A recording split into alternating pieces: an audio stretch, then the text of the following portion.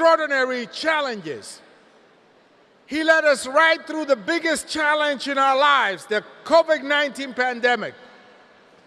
Yes, he passed the American Rescue Plan, the Inflation Reduction Act, the CHIPS and Science Act, and the bipartisan infrastructure law.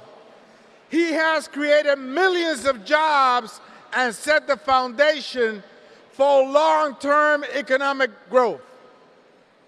His administration has appointed the most Hispanic and Latino Americans to the cabinet, including Javier Becerra as Secretary of Health and Human Services, Miguel Cardona as Secretary of Education, yes, Alejandro Mayorkas as Secretary of Homeland Security, Isabel Guzman as Administrator of Small Business, Tom Pettis, who's here with us today, as Director of the White House Intergovernmental Affairs, and Emmy Ruiz as White House Director of Political Strategy and Outreach.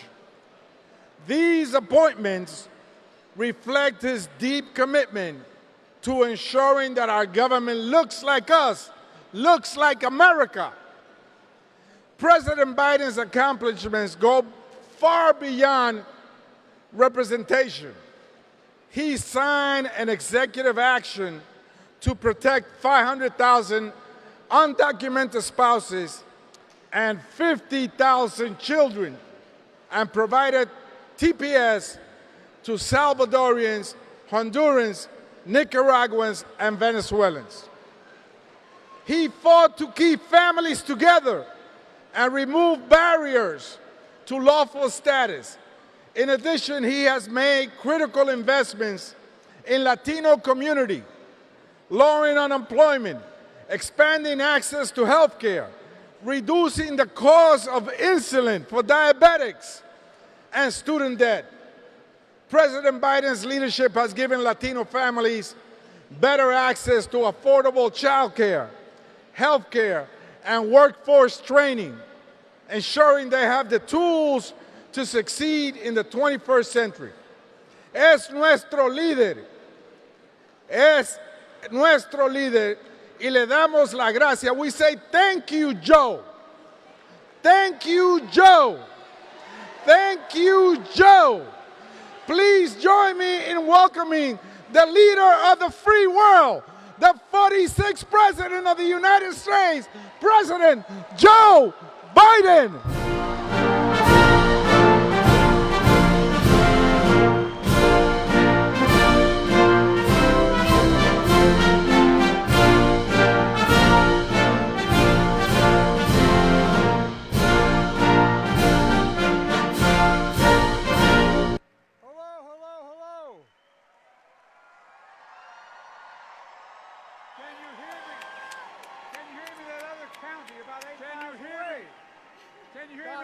Please have a seat if you have one. God love you all. Please have a seat if you have one. Thank you. Even if you don't, take somebody else. Thank you for that introduction. Thank you. Thank you. To our great partners in Congress, Pete, Catherine, Chair, Whip, the House Democratic Caucus, Chair, Nanette, Whip, on all the incredible members of the Congressional Hispanic Caucus.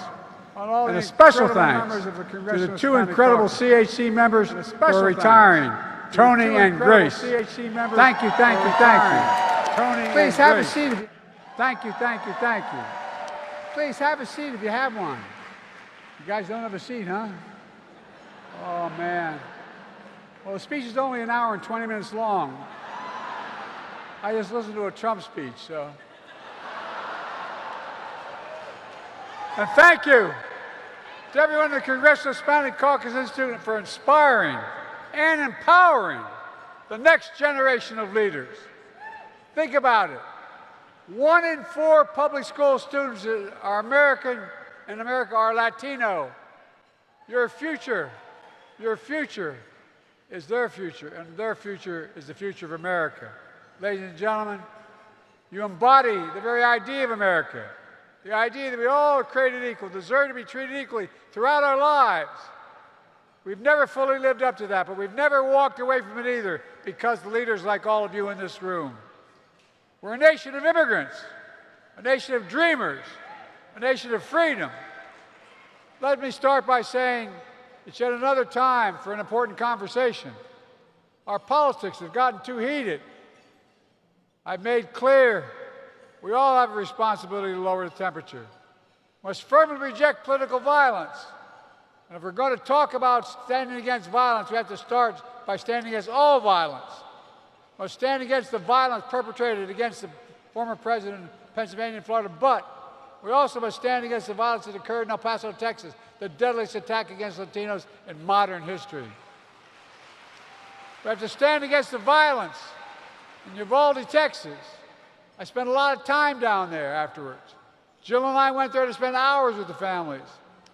If you're going to be outspoken on one act of violence, don't be silent on the other. If we're going to speak about violence, we're going to speak about guns. More children in America die from gunshot wounds than any other reason in American history. Sheer cowardice to do nothing about it. It's sheer cowardice. So if you stand against violence in America, then join me in getting the weapons of war off their streets. The AR-15 style weapons used to shoot Donald Trump, but just was used to kill so many others, including children.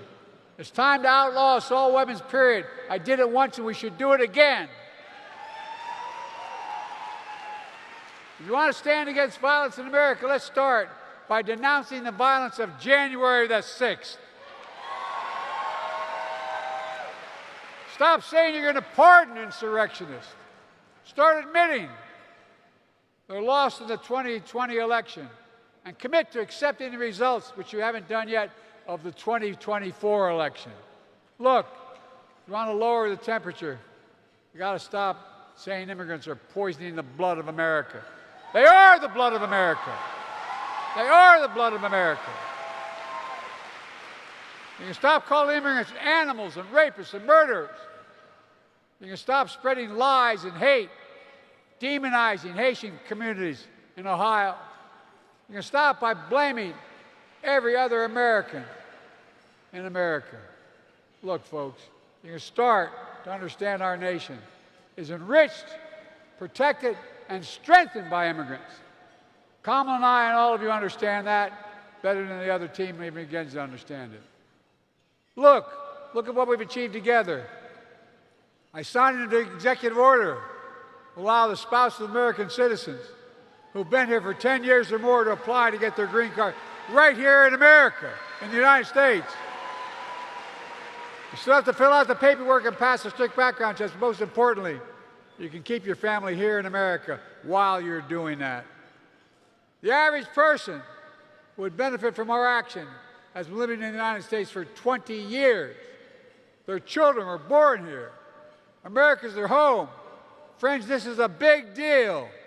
It's the most important, positive, important immigration action since Obama announced DACA when I was vice president. But as usual, MAGA Republicans oppose it. Governors have gone to court to block it. We're going to continue to defend it. Together, we will not give up.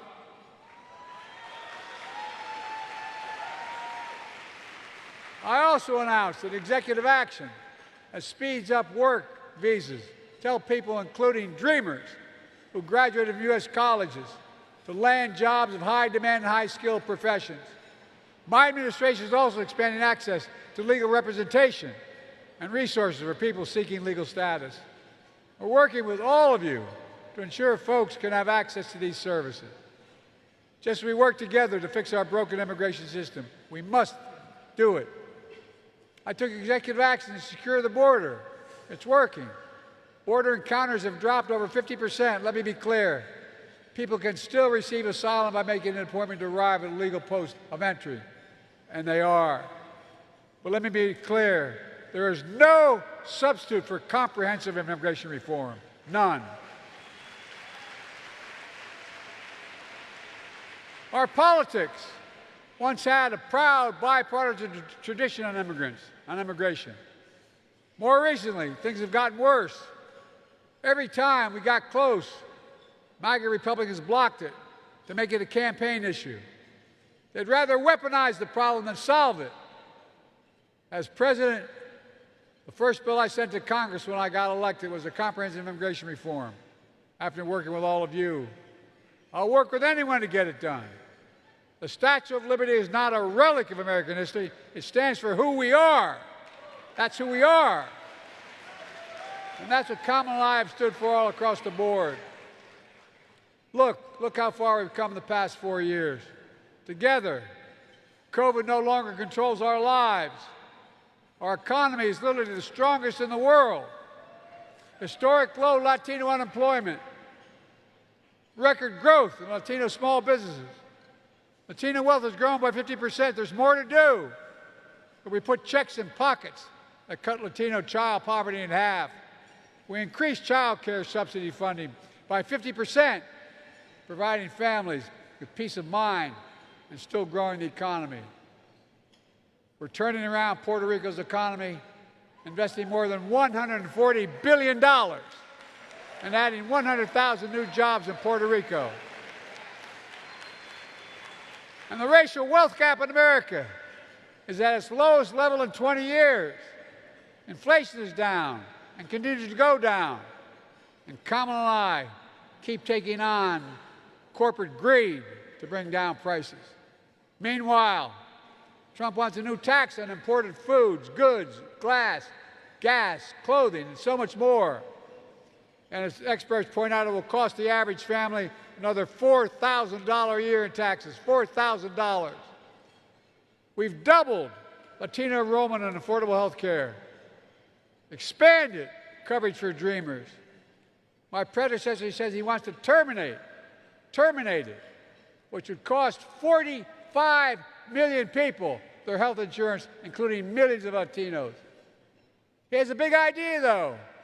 He says he has a concept of a plan. That's a concept of a plan. Replace the Affordable Care Act after trying to defeat it 50 times. He doesn't have any idea what the hell he's doing, except trying to get rid of it. We're putting home ownership within reach to build generational wealth, allowing Latinos to build equity in a home and generate wealth as my family, middle-class family, did. We're going to bring down rents, including by calling on Congress to cap rent increases at 5% a year so corporate landlords can't jack it up 20 and 30% anymore. We're delivering affordable high-speed broadband so no child has to do their homework outside of McDonald's in a McDonald's parking lot. We're removing poisonous lead pipes so every child can drink clean water without fear of brain damage. We're making the most significant investment in climate ever, including the most significant investment in climate justice ever. That includes proposing the nation's first ever federal heat safety standard to protect 36 million workers from extreme heat on the job, many of them Latino workers. I'm also relieving student debt for nearly 5 million borrowers, many of whom are Latinos. And I've not stopped yet. The courts are not going to win this. And we're investing over $15 billion, the largest investment in history, in Hispanic-serving institutions. That's a fact, $15 billion. We also announced the first ever White House initiative and President's Board of Advisors for Hispanic-serving institutions to advance equity, excellence, and opportunity, and to support more dreamers in going to college. We're proposing an expanded federal TRIO program to provide dreamers with critical college access services like counseling and tutoring. I could go on, but the point is simple. Together, we're making the most significant investment in Latino communities ever, ever, ever, because of you. And my administration, along with CHC, has been on a road to communities across the country to share the good news. But there's more we have to get done. We must pass the John Lewis Voting Rights Act and the Freedom to Vote Act. Stop the intimidation of Hispanic voters in Texas and elsewhere. And let's defend your freedom to choose. Restore Roe v. Wade as the law of the land. And pass comprehensive immigration reform. We're not only going to stop extreme MAGA Republicans from cutting Social Security, Medicare, and Medicaid, we're expanding and strengthening it. These programs are making the wealthy begin to pay their fair share if we do it the right way. They don't pay anywhere near percentage what everybody else pays. We've capped the cost of insulin for seniors at $35 a month instead of an average of $400 a month. And starting in January, we're capping total drug costs for seniors at $2,000 a year, even for expensive drugs like cancer costs of $10, $12, and $14 a year. We're going to continue to fight to do that for every single American. By the way, our reforms not only save lives, they're saving the average taxpayer $160 billion because Medicare no longer has to pay exorbitant prices of Big Pharma. There's so much more. Well, all this progress is in stark contrast to Donald Trump's devastating record for the Latino community. His mismanagement of the pandemic devastated the Latino community. Trump is a failed businessman who drove up Latino unemployment and decimated Latino small businesses. And his attacks on legal immigration betray what we stand for as a nation. He separated families at the border, ripping children from their parents. He banned people based on their faith. And now Trump and extreme MAGA officials have an agenda, something they call, as you all know, Project 2025. At the top of that list, and he means it, is the deportation of over 11 million people. They say they would use local police, the National Guard, and even the United States military to round up and rip away millions of people from their homes, families, and communities. Think about that. Mass detention camps that will tear our country apart and damage our international relations and devastate our economy. And as outrageous as it sounds, he wants to take away birthright citizenship. If you're born here, it doesn't mean you're automatically an American citizen. That cannot happen.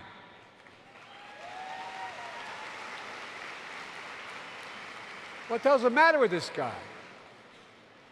One of the reasons why our economy is the strongest in the world is we've rejected xenophobia of my predecessor and leaders like him around the world. We cannot go down that road, but that's where he wants to go. Attacking voting rights, banning choice nationwide, already eliminated affirmative action. They would also decimate diversity, equity, and inclusion across American lives. Banning books, erasing history. You're making history, not erasing history. Folks, diversity is the strength of this nation. It really is. That's why I've kept my commitment to the most diverse administration in American history. It taps into the full talents of our nation, including Hispanic Americans at every level of my administration, like our incredible cabinet members who are here tonight, Education Secretary Cardona, Small Business Administrator Guzman. Together we make history. And let's finally honor the history of building a national museum for Latino Americans on the Mall. I mean it. As well as American Women's History Museum on the National Mall. Folks, look, let me close with this. Jill and my ancestors were immigrants as well, years and years ago. Italian, Italy, and Ireland. They came with very little but their family and their faith. And they were criticized because many of them were Catholics and weren't allowed to work. Were decimated in places like Scranton, Pennsylvania, where I'm from, in the coal mines. My family Bible, the same Bible my ancestors brought across the ocean, sits on my table in my Oval Office. And across the room, I placed another powerful symbol for me. And from the very beginning, the bust of Cesar Chavez. He inspired me when I first ran as a 29-year-old kid in Delaware. he was organizing in Delaware. My dad taught me early on about the dignity of work and the dignity of all people, like the 6 Latino construction workers who died when the bridge collapsed in Baltimore Harbor. I met and prayed with their families. They were literally building a bridge to the American dream. That's the American story, the Latino American story. Cesar Chavez's partner in the fight for dignity of work, Dolores Huertas, who once said, every minute is a chance to change the world. I look at all of you, and I see a nation of dreamers and doers who are literally changing the world, and that's not hyperbole. You're the reason I've never been more optimistic, and I give you my word to that. Just remember who we are, ladies and gentlemen. 25 every 100 high school students and grade school students in America are Latino. 25%. You are the future. You are the history. You will make the history. I mean that sincerely. Think about it. 25 out of every 100 students in our schools are Latino. We have to remember who we are. We're a nation of immigrants. That's why we're strong. We're the United States of America. And there is nothing beyond our capacity when we decide to do something. We're the only nation in the world that's come out of every crisis stronger than we went in. And with the leadership of the Latino community, it's going to happen again. God bless you all, and may God protect our church. Thank you, thank you, thank you. You're the best. Thank you.